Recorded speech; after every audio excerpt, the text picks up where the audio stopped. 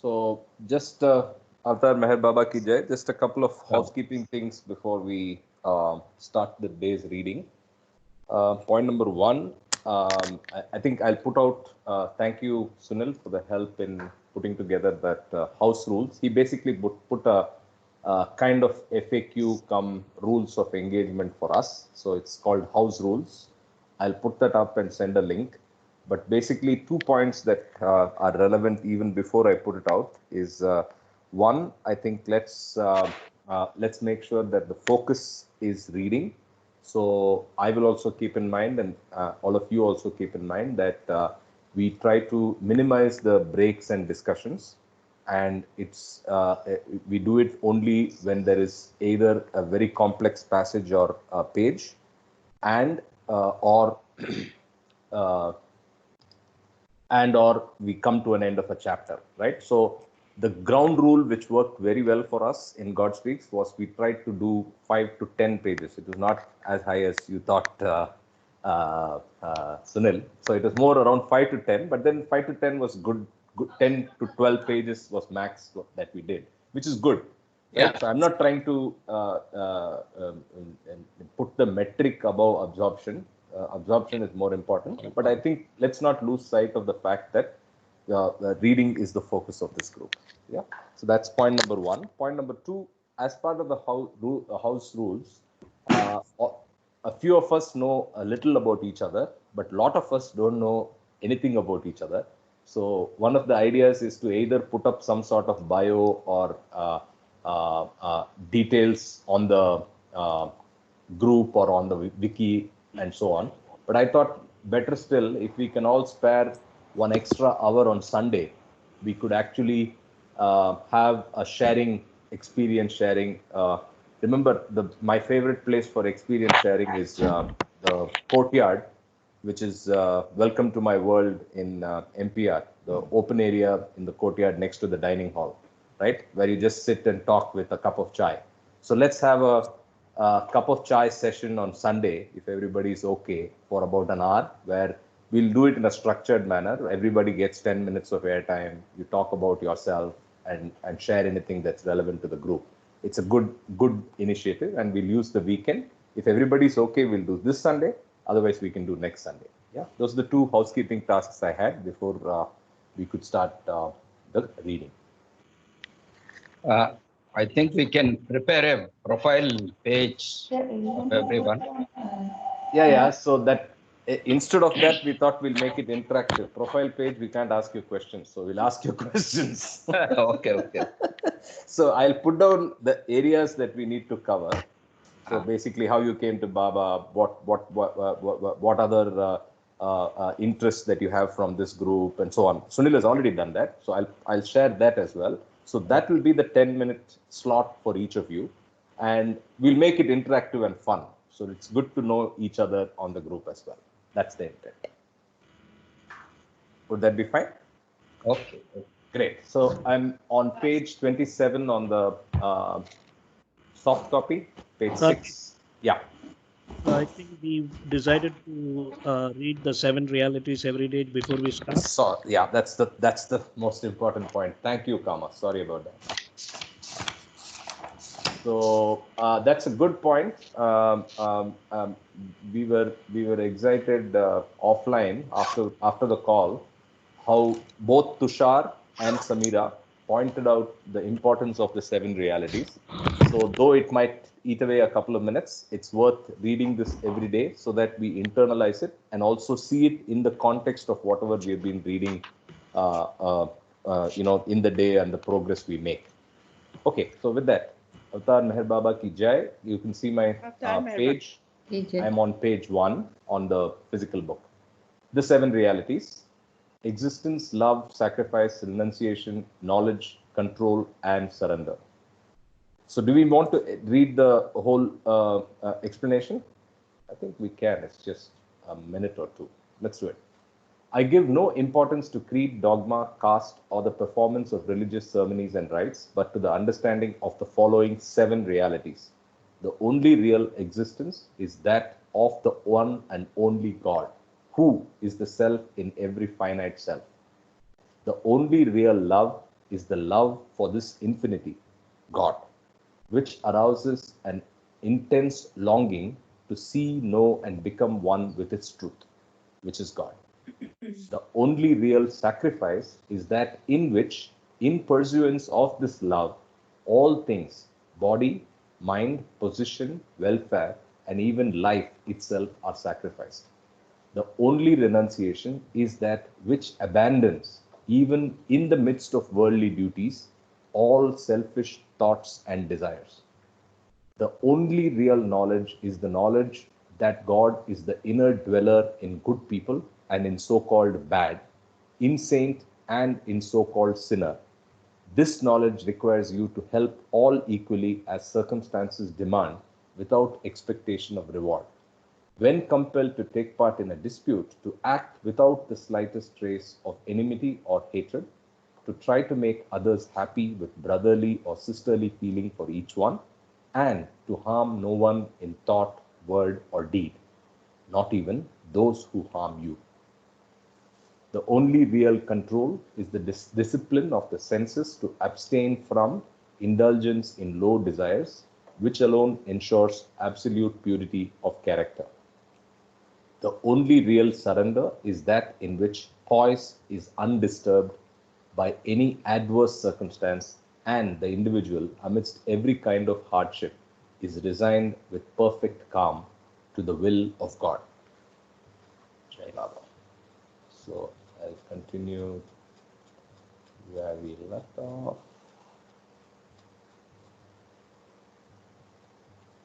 Okay. What is Page the 6? page number? Page number Page on the 6. book? Page 6, physical. Okay, thanks. Yeah. The spiritual experience that is to enliven and energize the new humanity cannot be a reaction to the stern and uncompromising demands made by the realities of life. Those without the capacity for adjustment to the flow of life have a tendency to recoil from the realities of life and to seek shelter and protection in a self-created fortress of illusions. Such a reaction is an attempt to perpetuate one's separate existence by protecting it from the demands made by life. It can only give a pseudo solution to the problems of life by providing a false sense of security and self-completeness. It is not even an advance towards the real and lasting solution. On the contrary, it is a side track from the true spiritual path. Man will be dislodged again and again from his illusory shelters by fresh and irresistible waves of life, and will invite upon himself fresh forms of suffering by seeking to protect his separative existence through escape. Just as a person may seek to hold on to his separative experience through escape, he may also seek to hold on to it through uncritical identification with forms, ceremonies, and rituals, or with traditions and conventions. Forms, ceremonies, and rituals, traditions, and conventions are in most cases fetters to the release of infinite life. If they were pliant mediums for the expression of unlimited life, they would be an asset rather than a handicap for securing the fulfillment of divine life on earth. But they mostly have a tendency to gather prestige and claims in their own right, independently of life they might express.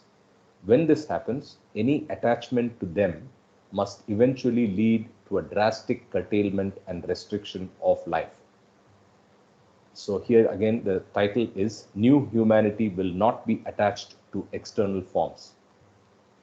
The new humanity will be freed from a life of limitations, allowing unhampered scope for the creative life of the spirit, and it will break the attachment to external forms and learn to subordinate them to the claims of the spirit. The limited life of illusions and false values will then be replaced by unlimited life in the truth, and the limitations through which the separative self lives will wither away at the touch of true understanding. Just as a person may seek to hold on to his separative existence through escape, or identification with external forms, he may seek to hold on to it through identification with some narrow class, creed, sect, or religion, or with the divisions based upon sex.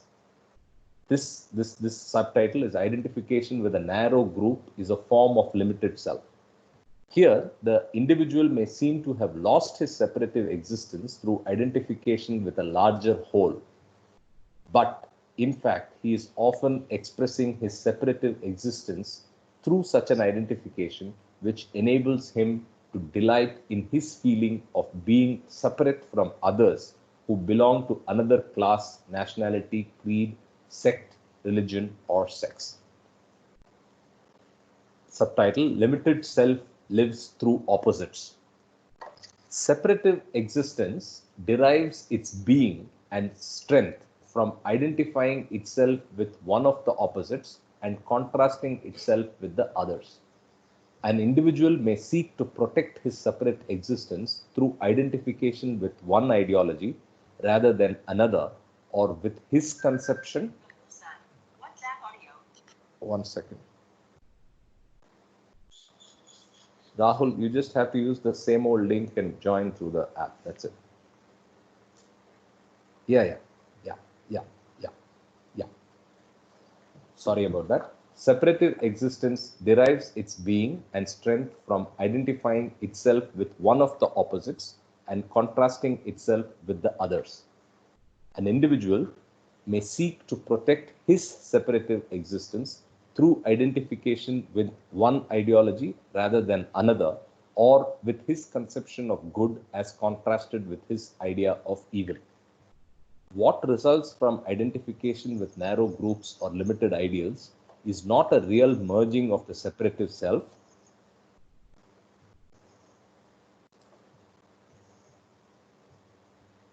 is not a real merging of the separative self, but only a semblance of it. A real merging of the limited self in the ocean of universal life involves complete surrender of separative existence in all its forms. The large mass of humanity is caught up in the clutches of separative and assertive tendencies. For one who is overpowered by the spectacle of these fetters of humanity, there is bound to be nothing but unrelieved despair about its future. But the subtitle says there's hope for the future. One must look deeper into the realities of the day if one is to get a correct perspective on the present distress of humanity. The real possibilities of the new humanity are hidden to those who look only at the surface of the world situation, but they exist and only need the spark of spiritual understanding to come into full play and effect. The forces of lust, hate, and greed produce incalculable suffering and chaos. However, the one redeeming feature about human nature is that even in the midst of disruptive forces, there invariably exists some form of love. Next title is Love Must Be Free from Limitations. Even wars require cooperative functioning, but the scope of this cooperative functioning is artificially restricted by identification with a limited group or ideal. Wars often are carried on by a form of love, though it is a love that has not been understood properly. In order that love should come into its own, it must be untrammeled and unlimited.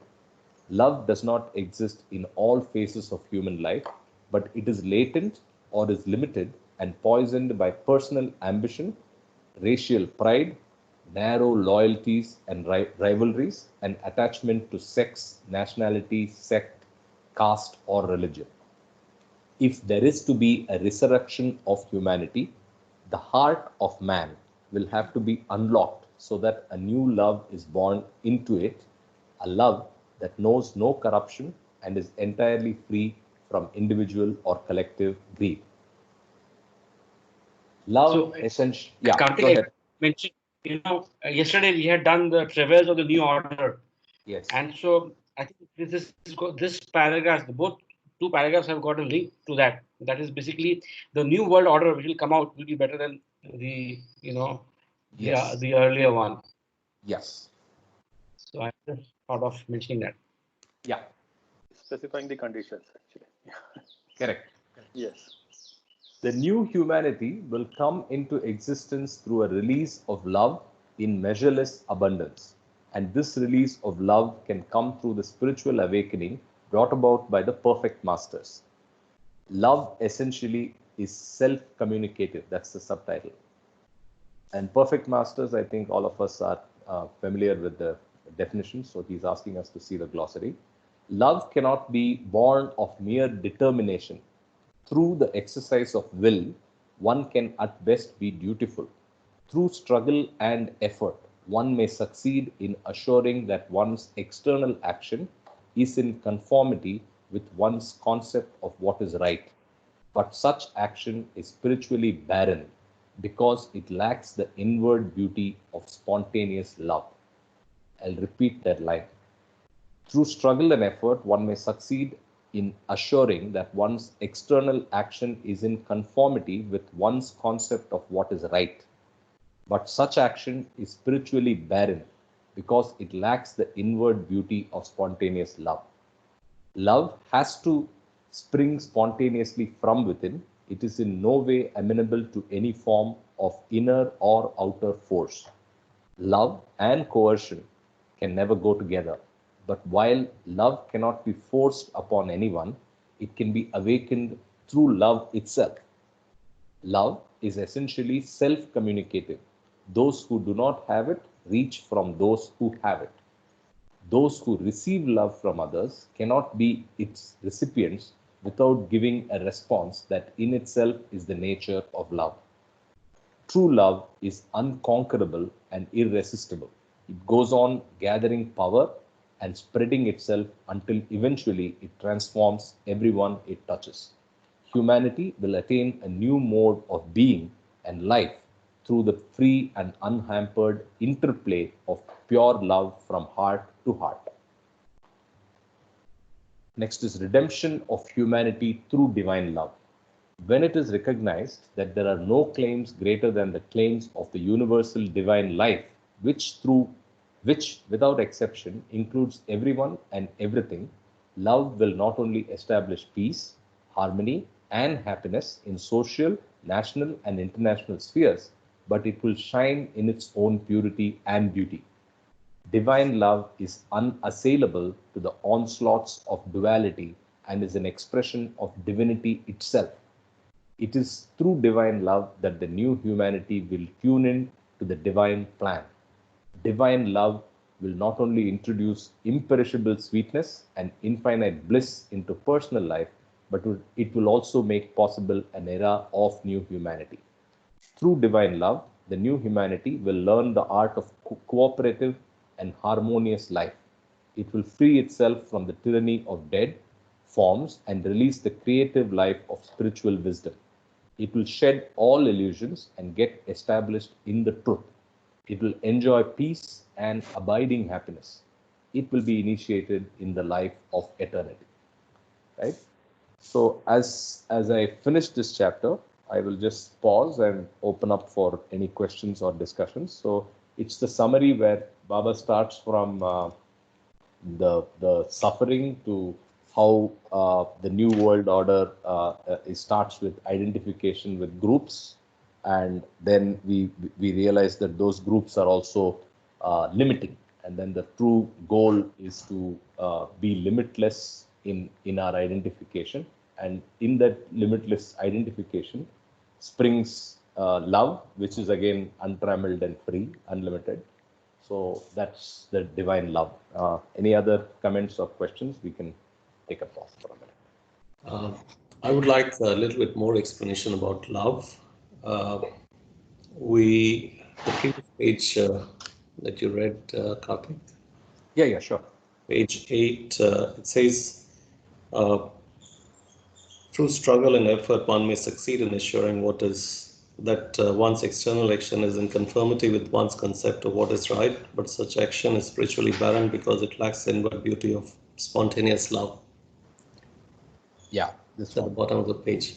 Yes. And on how to love God, maybe Kama will remember. There are 7 postulates.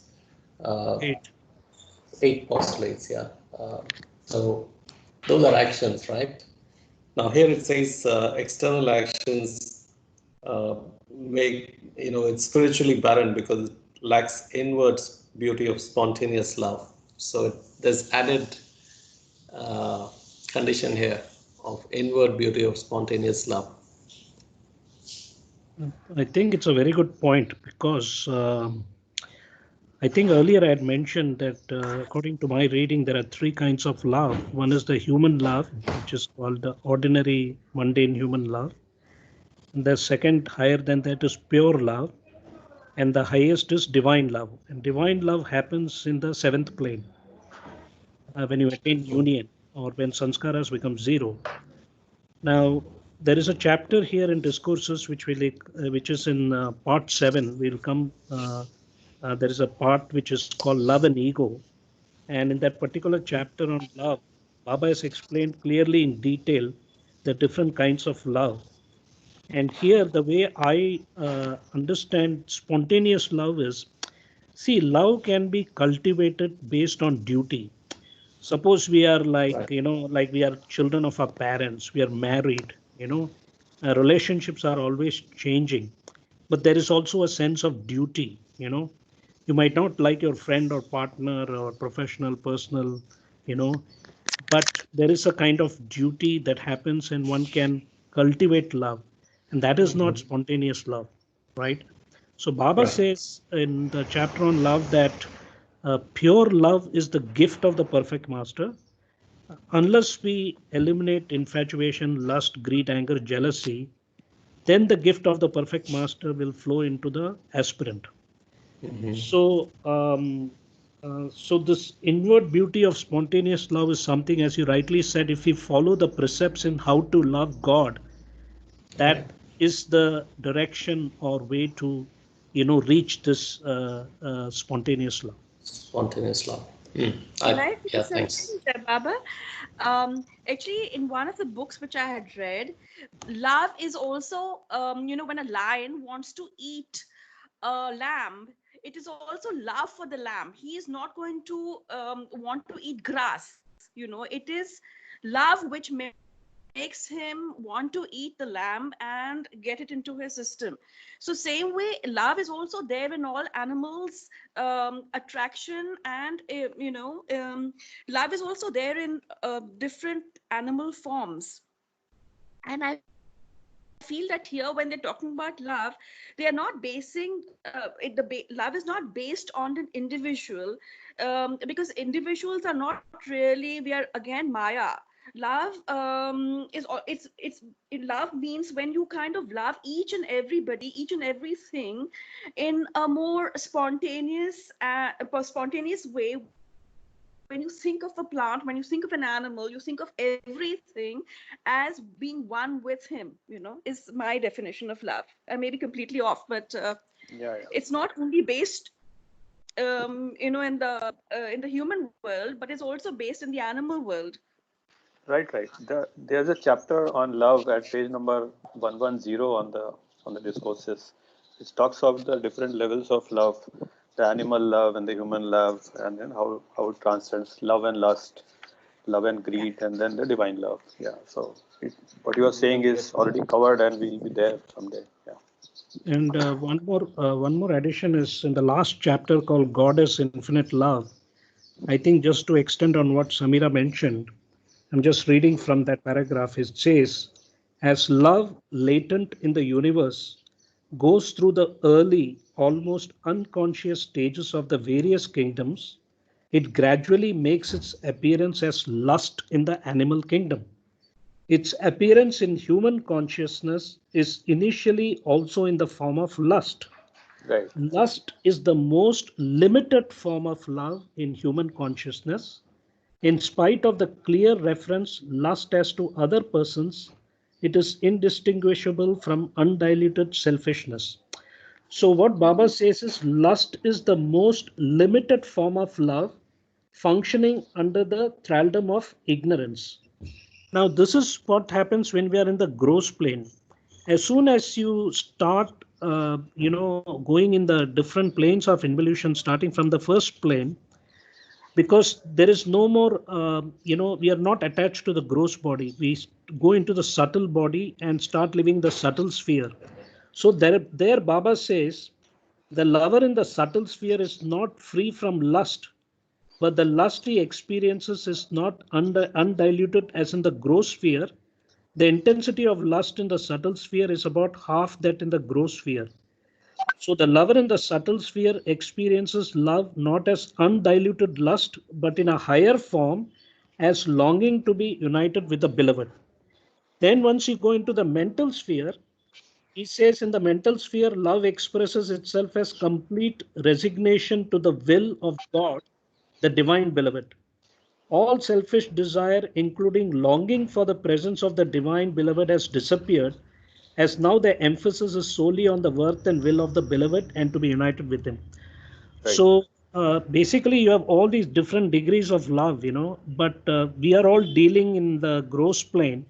So I think the form of pure love that we need to have is a grace that will come from Baba as long as we follow the precepts. Jai Baba. True, Jai Baba. That's true. Okay.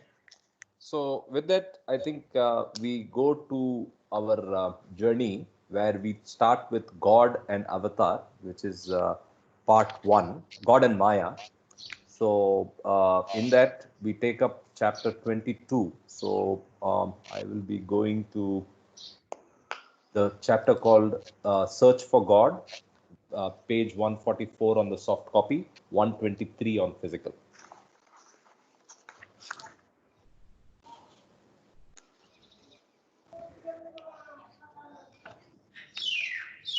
Karthik, a friend of mine, also has just joined. Yeah, that's Just I get a think flower. Mukesh. Yeah, Mukesh, yeah. Welcome, Mukesh. Yeah. Jai Baba. Jai Baba. The search for God. Most persons do not even suspect the real existence of God, and naturally, they are not very keen about God. There are others who, through the influence of tradition, belong to some faith or another and acquire the belief in the existence of God from their surroundings. Their faith is just strong enough to keep them bound to certain rituals, ceremonies, or beliefs, and it rarely possesses that vitality which is necessary to bring about a radical change in one's entire attitude toward life. There are still others who are philosophically minded and have an inclination to believe in the existence of God, either because of their own speculations or because of the assertions of others. For them, God is at best an hypothesis or an intellectual idea. Such lukewarm belief in itself can never be sufficient incentive for launching upon a serious search for God. Such persons do not know of God from personal knowledge, and for them, God is not an object of intense desire or endeavor. So the section was called Grades of Belief in God. The next section is True Aspirant Seeks Direct Knowledge of Spiritual Realities. A true aspirant is not content with knowledge of spiritual realities based on hearsay, nor is he satisfied with pure inferential knowledge. For him, the spiritual realities are not the object of idle thinking, and the acceptance or rejection of these realities is fraught with momentous implications for his inner life. Hence, he naturally insists upon direct knowledge about them. This may be illustrated from an occurrence in the life of a great sage. One day, he was discussing spiritual topics with a friend who was quite advanced upon the path. While they were engaged in this discussion, their attention was diverted to a dead body that was being carried past them. This is the end of the body, but not of the soul, the friend remarked. Have you seen the soul? Asked the sage. No, the friend answered. And the sage remained skeptical about the soul, for he insisted upon personal knowledge. Aspirant has to have an open mind. Although the aspirant cannot be content with second-hand knowledge or mere guesses, he does not close his mind to the possibility that there could be spiritual realities that have not come within his experience. In other words, he is conscious of the limitations of his own individual experience and refrains from making it the measure of all possibilities. He has an open mind toward all things that are beyond the scope of his experience. While he does not accept them on hearsay, he also does not rush to deny them. The limitation of experience often tends to restrict the scope of imagination, and thus a person comes to believe that there are no realities other than those which may have come within the ken of his past experience. But usually, some incidents or happenings in his own life will cause him to break out of his dogmatic enclosure and become really open minded. This stage, this is an illustrative story. This stage of transition may also be illustrated by a story from the life of the same sage who happened to be a prince. Some days after the incident mentioned above, as he was riding on horseback, he came upon a pedestrian advancing towards him.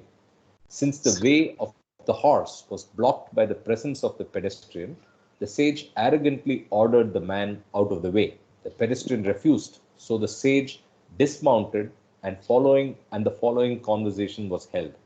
"Who are you?" asked the pedestrian. "I am the prince," answered the sage. "But I do not know you to be the prince," said the pedestrian, and continued, "I shall accept you as prince only when I know you to be a prince and not otherwise." This encounter awakened the sage to the fact that God may exist even though he did not know him from the personal experience, just as he was actually a prince, although the pedestrian did not know it from his own personal experience.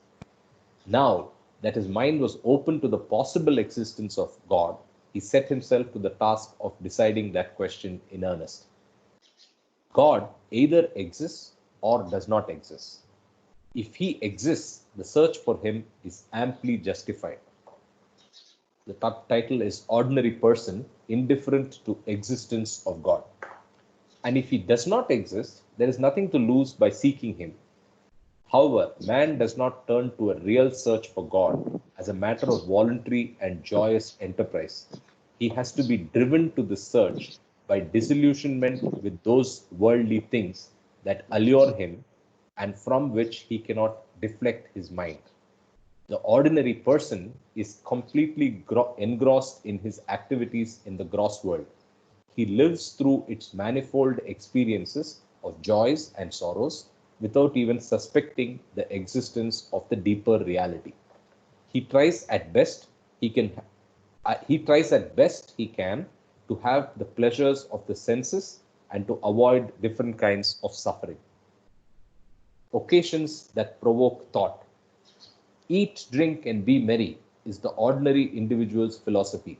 But in spite of his unceasing search for pleasure, he cannot altogether avoid suffering. And even when he succeeds in having pleasure of the senses, he is often satiated by them. While he thus goes through the daily round of varied experiences, there often arises some occasion when he begins to ask himself, what is the point of all this? Such a thought may arise from some untoward happening for which the person is not mentally prepared. It may be the frustration of some confident expectation, or it may be an important change in his situation demanding radical readjustment and the giving up of established ways of thought and conduct. Usually, such an occasion arises from the frustration of some deep craving. If a deep craving happens to meet an impasse, so that there is not the slightest chance of it ever being fulfilled, the psyche receives such a shock that it can no longer accept the type of life that may have been accepted hitherto without question. Unharnessed power of desperateness is destructive. Under such circumstances, a person may be driven to utter desperation.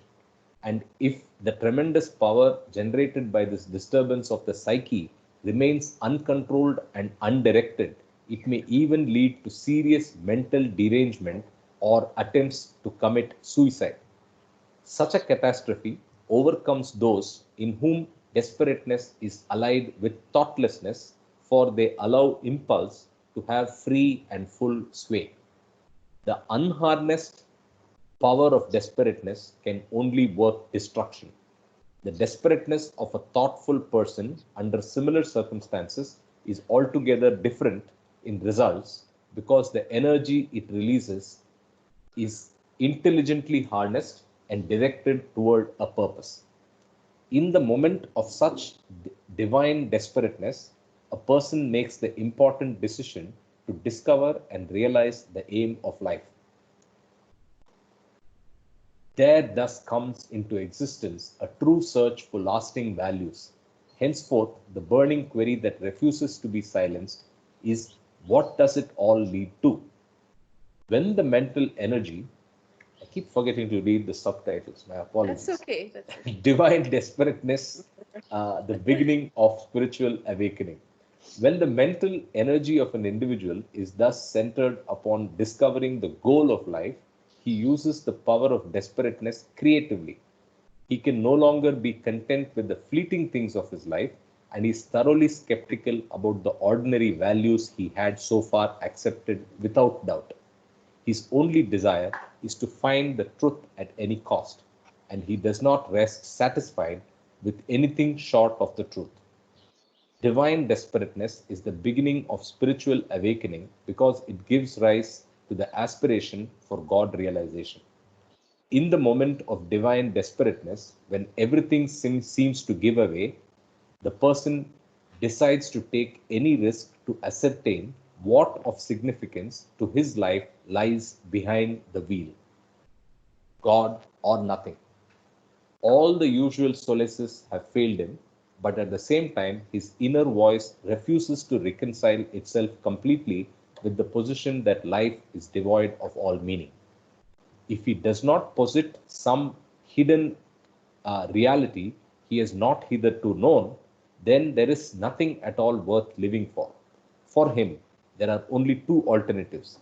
Either there is a hidden spiritual reality, which prophets have described as God, or everything is meaningless. The second alternative is utterly unacceptable to the whole of man's personality, so he must try the first alternative. Thus, the individual turns to God when he is at bay in worldly affairs. I think the size was not what I was using before, so maybe I should increase it. Yeah, better. Yeah. Revaluation of experiences in light of posited reality. Now, since there is no direct access to this hidden reality that he posits, he inspects his usual experiences for possible avenues leading to a significant beyond. Thus, he goes back to his usual experiences with the purpose of gathering some light on the path. This involves looking at everything from a new angle and entails a reinterpretation of each experience. He now not only has experience but tries to fathom its spiritual significance. He is not merely concerned with what it is, but with what it means in the march towards his hidden goal of existence. All this careful evaluation of experience results in his gnawing an insight, in gaining an insight that could not come to him before he began his new search. Re-evaluation of an experience amounts to a new bit of wisdom, and each addition to spiritual wisdom necessarily brings about a modification of one's general attitude toward life. So, the purely intellectual search for God or the hidden spiritual reality has its reverberations in the practical life of a person. His life now becomes a real experiment with perceived spiritual values. Finding God is coming to oneself. The more he carries on this intelligent and purposive experimentation with his own life, the deeper becomes his comprehension of the true meaning of life. Until finally he discovers that as he is undergoing a complete transformation of his being, he is arriving at a true perception of the real significance of life as it is. With a clear and tranquil vision of the real nature and worth of life, he realizes that God, whom he has been so desperately seeking, is no stranger nor hidden and foreign entity. He is reality itself and not a hypothesis. He is reality seen with undimmed vision, that very reality of which he is a part of and which he has had his entire being and with which he is in fact identical. I read this line again. He is reality seen with undimmed vision, that very reality of which he is a part of and in which he has had his entire being and with which he is in fact identical. So, thus, though he begins by seeking something utterly new, he really arrives at a new understanding of something ancient. The spiritual journey does not consist in arriving at a new destination where a person gains what he did not have or becomes what he was not. It consists in the dissipation of his ignorance concerning himself and life, and the gradual growth of that understanding which begins with spiritual awakening. The finding of God is a coming to one's own self. Okay, what is the next one in our sequence, Kama? Yeah, so I continue. It's 23 stages of the path. One just important point in this chapter is the last line. Finding of God is a coming to one's own self. So Baba has made a statement, you are looking for something you have never lost. You know? So the self is the Atma, which we read in God Speaks, So the Atma, the drop soul, which we all are. And ultimately this whole journey is really discovering our own realized self, what he calls as the real ego. Are you saying self is not Atma? No, I'm not saying that. I think Atma is definitely, we call it as drop soul according to the definition.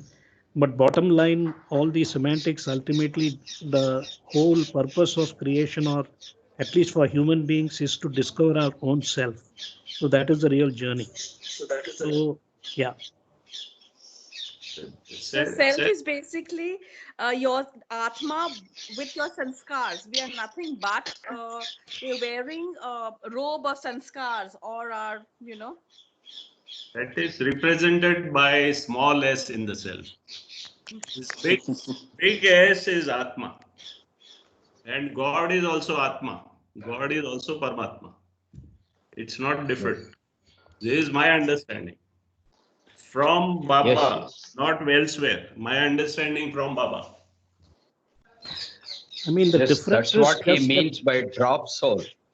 We are a Yes. part, or we are ultimately we will become the same on realization.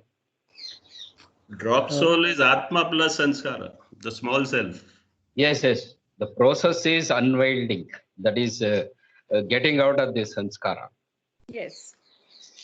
Yeah, what our robe is basically, it's the past sanskars, and so everything is related to our sanskars till we finish it. So that's why Baba says it has to be the equaling of sanskars. So every day when you get up and think of him, or think of him all through, you're negating the sanskars, the good and the bad, the good and the positive and the negative, so that finally you become, you can shed the robe of sanskars and realize that you're basically the same oversoul.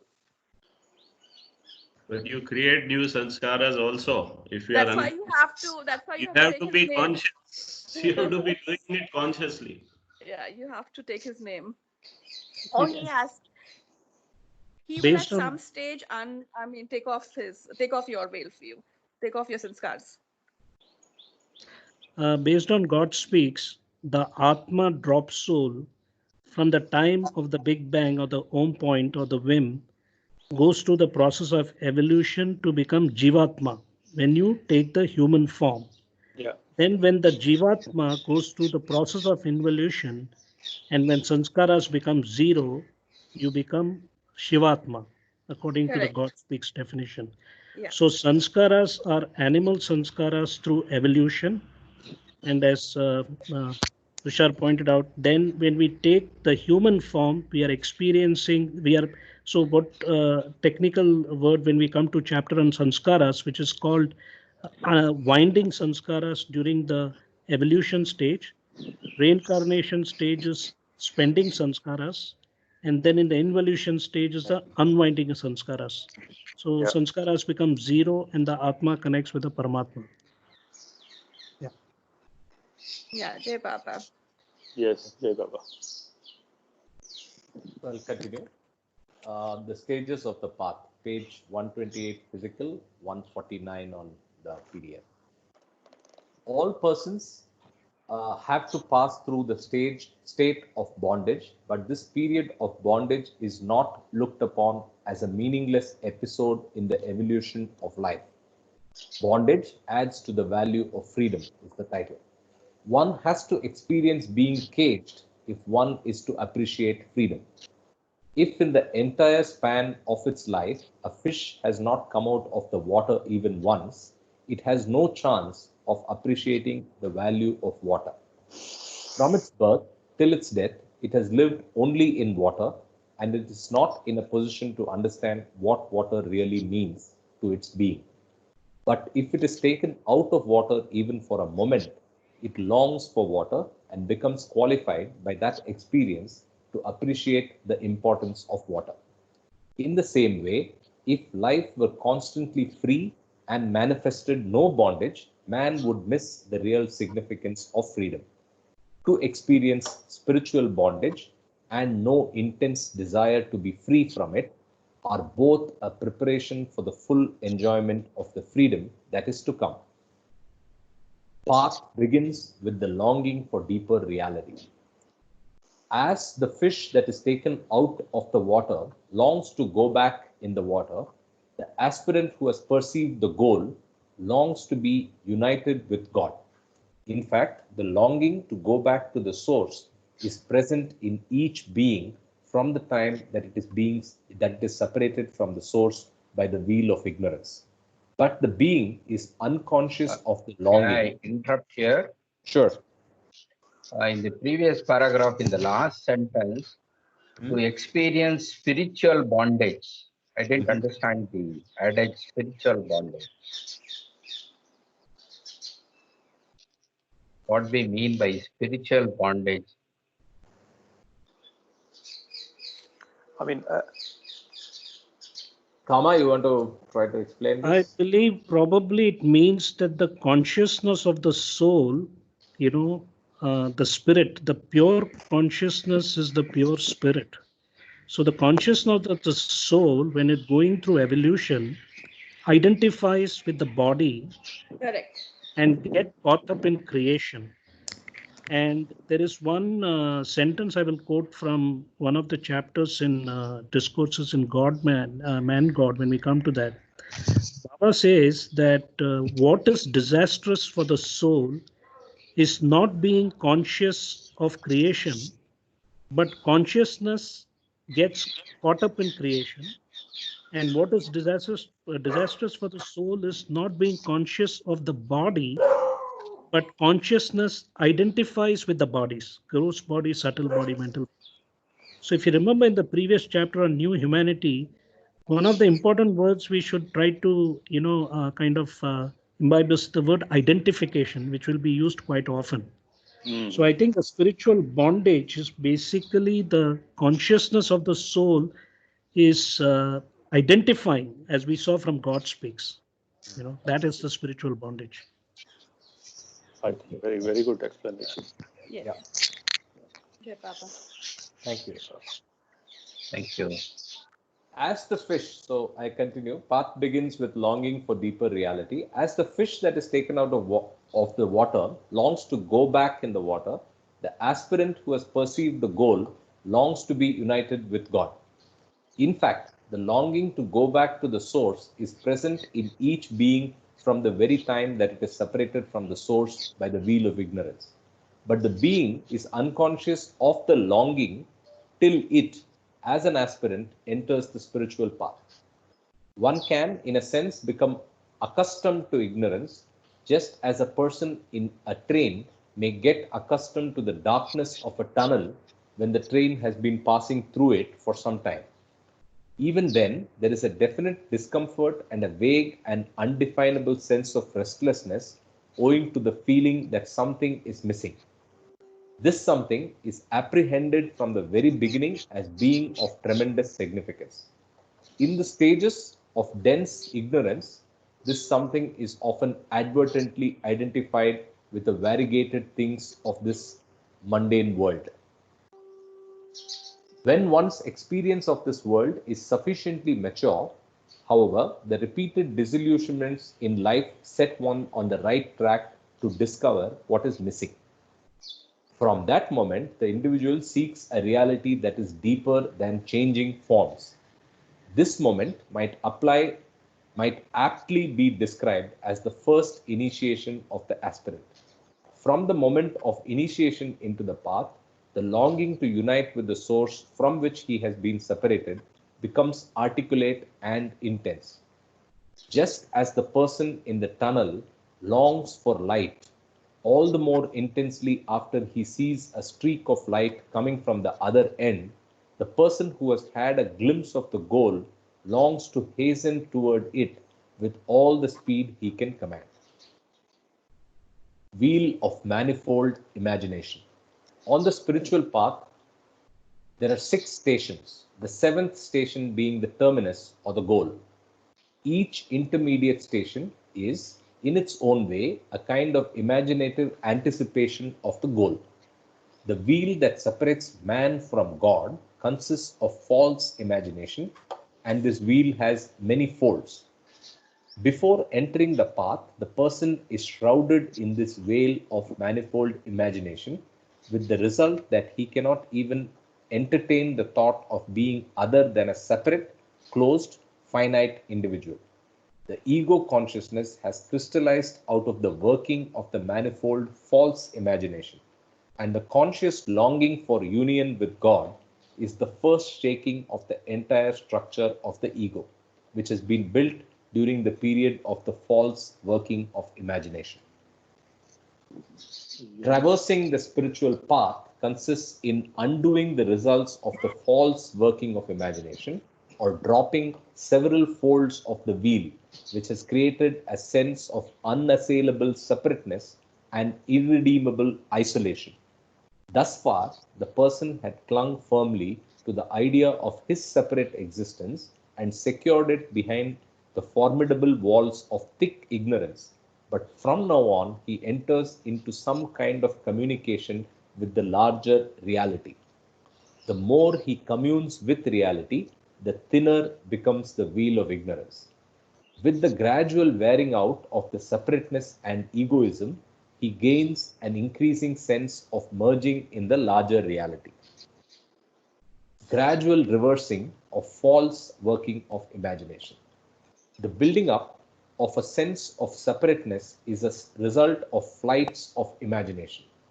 Therefore, the breaking through of the self-created sense of separateness and being united with reality is secured through the reversing the false working of imagination. Is secured through reversing the false working of imagination. The act of getting rid of imagination altogether may be compared with the act of awakening from deep sleep.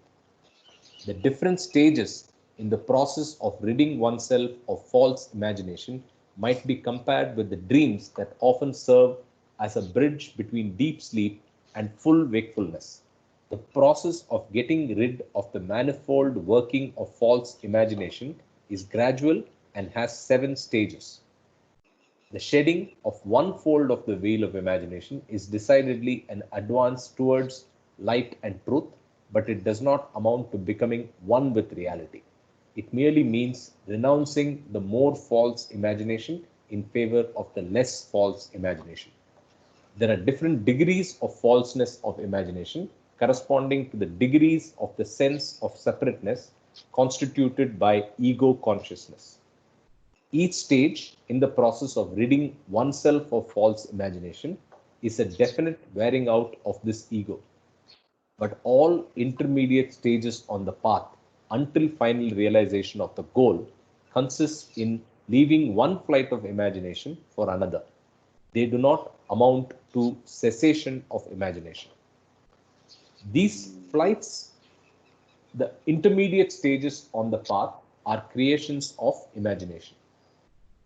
These flights of imagination do not bring any real change in the true being of the self as it is. What changes is not the self, but its idea of what it is. Suppose in a daydream or fantasy, you imagine yourself to be in China while your body is actually in India. When the fantasy comes to an end, you realize that your body is actually not in China but in India. From the subjective point of view, this is like returning from China to India.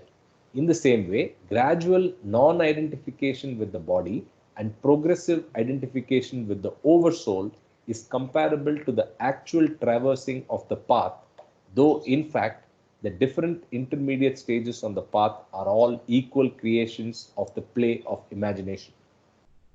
This is great. The 6 ascending stages are thus all within the domain of imagination. However, at each stage, breaking down the sense of separateness and discovering a merging in the larger reality are both so strong and clear that the person often has a pseudo sense of realization. And that, by the way, is the title, pseudo sense of realization. Just as when a person climbing a mountain comes upon a deep valley and is so fascinated by the sight of it that he forgets the real goal and believes for a time that he has arrived at his goal, the aspirant also mistakes the intermediate stages for the goal itself. But a person who's really in earnest about climbing the mountain realizes after a while that the valley has to be crossed, and the aspirant also realizes sooner or later that the intermediate stage has to be transcended. The pseudo sense of realization that comes at the intermediate stages is like an individual dreaming that he has awakened from sleep, although he is actually still asleep. After becoming awake, he realizes that his first feeling of awakening was really a dream. Somebody has beautiful birds, but I would request them to mute the background. So planes and states. It's mine. I ran to that. No problem. Each definite stage of advancement represents a state of consciousness, and advancement from one state of consciousness to another proceeds side by side with the crossing the inner planes. Thus, 6 intermediate planes and their states of consciousness have to be experienced before reaching the 7th plane, which is the end of the journey and where there is final realization of the God state. A plane is comparable to a railway station where a train halts for some time, and the state of consciousness is comparable to the movements of the passenger after getting down at the station. Nature of Samadhi. After entering a new plane of consciousness, a person usually takes some time before he can freely function on that plane. As there is a radical change in the total conditions of mental life, the person experiences a sort of paralysis of mental activity known as samadhi. When the pilgrim enters a new plane, he merges into the plane before he can experience the state characteristic of that plane. Just as a pilgrim who's tired by the strain of a journey sometimes goes to sleep, consciousness which has made the effort of ascending to a new plane goes through a period of lowered mental activity comparable to sleep. However, samadhi is fundamentally different from sleep. A person is totally unconscious in sleep, whereas in samadhi, he is conscious of bliss or light or power, although he is unconscious of his body and surroundings. After a period of comparative stillness, the mind begins to function on the new plane and experiences a state of consciousness that is utterly different from the state it has left behind. So I will pause here and just open up for any quick comments or questions, and we'll end after that. I was wondering if discourses includes also not just Hey, the I just have Go ahead, question. Tushar, you didn't complete. that basically, Yeah. Someone else is along speaking. the sixth plane. Somebody's audio is bad. It's Kama. Tushar, please. No, not me. I am wondering if there is a chapter, because I have not read discourses except for the reference part on in the God Speaks. Is there a So I might chapter have on the principles of man? I'm talking of the bodies. Can you elaborate on that, please? The principle, the bodies, right? It's there in the first chapter of God. You're talking about the gross body, subtle body, mental body? Yeah, those are the principles of man. Yeah, This that will, chapter. it will come. Yeah, we will be reading about that, yes. Okay, so yesterday when I was saying Manonash, it's the bodies. Okay, up to mental body, there is this rebirth. I'm not talking of consciousness, I'm talking of the bodies. The body, the mental plane also contains the causal body, which stores the sanskaras, which is also known as karmic structure. Right. So that chapter is there, right? Principles of man. I don't know. There's no word called prince. You're talking about principles. Yeah, all these bodies, 7 bodies, they are principles, aspects of. I'm actually I've never heard of the word principle in context of discourses. Yeah, I think they're more planes, not principles. No, planes is different. Not planes. Planes is different I from. think it's more like sharir. It talks about the sharir. Yes. Yeah, in The God package, Speaks, yes. the package covering the soul. Sharir is, there is also kosh. Kosh is the word. Annamay kosh, pranamay kosh. Yes, They are yes. the principles of man. Annamay kosh, pranamay kosh, manomay kosh. Vijnanamaya kosh, Jnanamay kosh, Anandamaya kosh. Anandmay kosh and Atma. Correct. But that is from the, our old yoga, Hatha yoga, whatever the tradition is. No, it is not. It is from Vedanta. No, Vedanta. I'm just saying that Baba made it very simpler for us to understand in 3 bodies: gross body, subtle body, and mental body. That man suffers from lust of the gross body, greed of the subtle body, and anger of the mental body. So we have the gross plane of existence, which is the gross sphere, then the subtle sphere, and the mental sphere. So one side is the human. Spheres are different from bodies. I'm sorry? Spheres are different from bodies. Terminology has to be very specific here. Right. Spheres are the outside world. Okay. See, there is a universal world also. Sorry, Karthik had a hard stop. This chapter yes, thank you, Sunil. So I'll jump off, but you guys can continue, and it allows that. So I'll just jump off, okay? I'll in fact just go on mute. Jai Baba. Continue, please continue. Jai Baba. I think go ahead. My question is over. I think Kama has already answered. I'll wait for that chapter to come. Yeah. And, Right. I think there was a question by Ashok on the first day. Is Ashok there? He has posted a question. Ashok? Sorry. Yeah, You had posted a question I just saw regarding everyone's sanskara is different. Yes. So.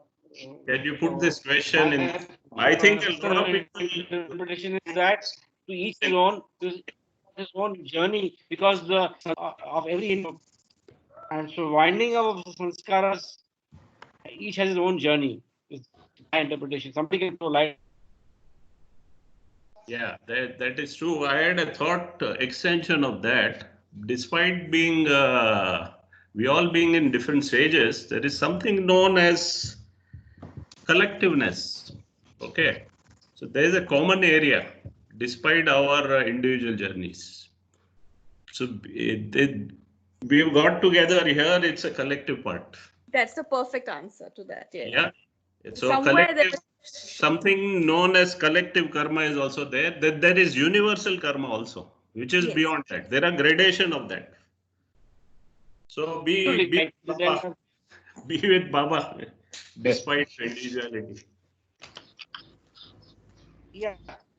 So I think that is why Baba has also stressed that when there are more than 5 people who come and praying, there is some sort of, as you said, the collective praying, or let's say, the that also has got a lot of significance.